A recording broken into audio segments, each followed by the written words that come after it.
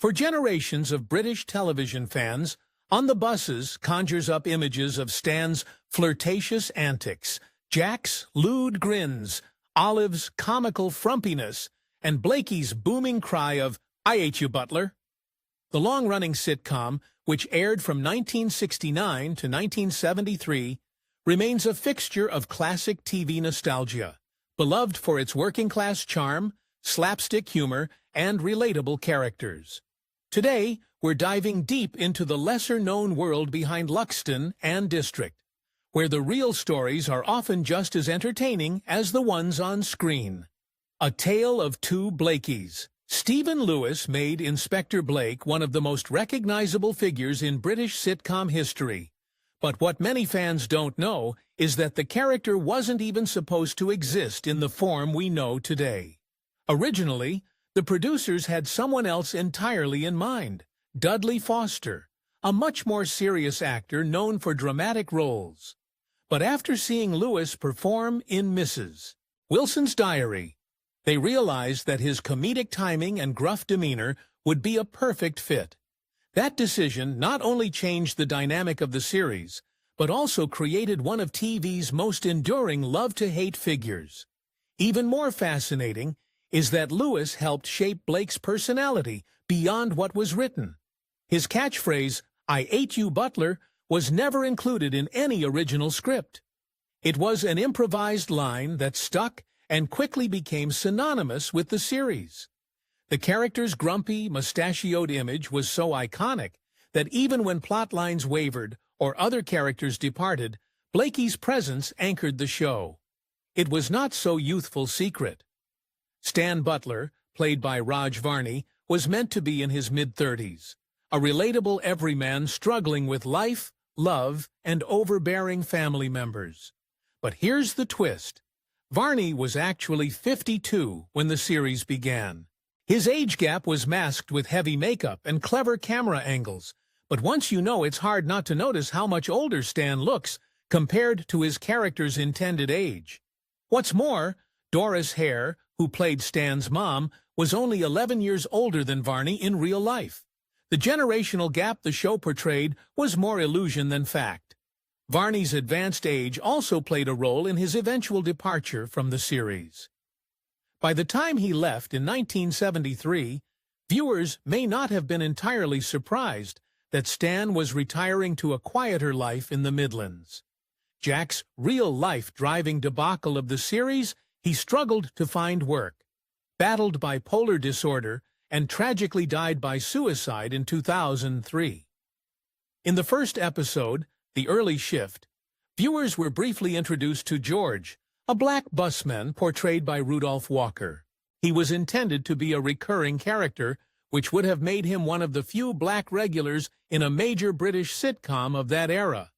But George never appeared again. According to Walker, he was quietly told that including a black actor in a regular role would hurt ratings. It's a stark reminder of the racial limitations in British television at the time. The absence of George was not just a casting change, it reflected broader systemic issues in the industry.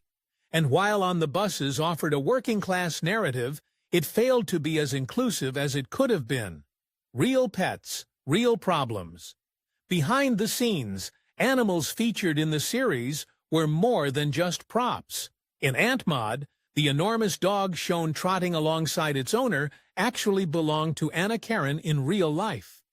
Karen, who played Olive, was a known animal lover and brought her own dog on set for the episode. Bob Grant's cat, Tibbles, also made an appearance in the episode Gardening Time.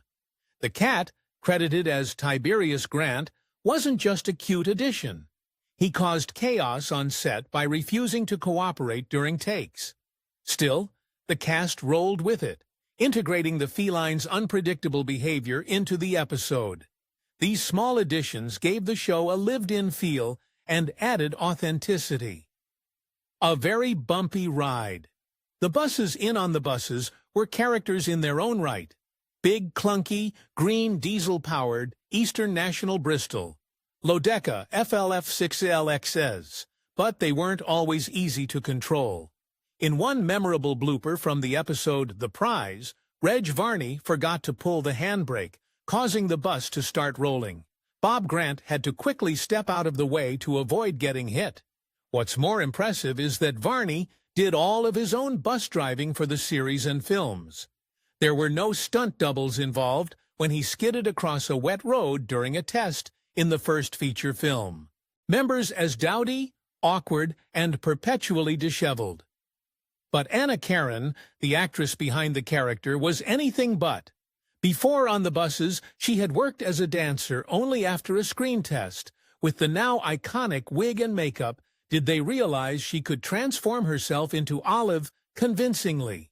Years later, fans were stunned to see Karen's real appearance in a glassy magazine shoot. Full moments were never in the script. One prime example is when Blakey's breathalyzer prop breaks in Brew It Yourself.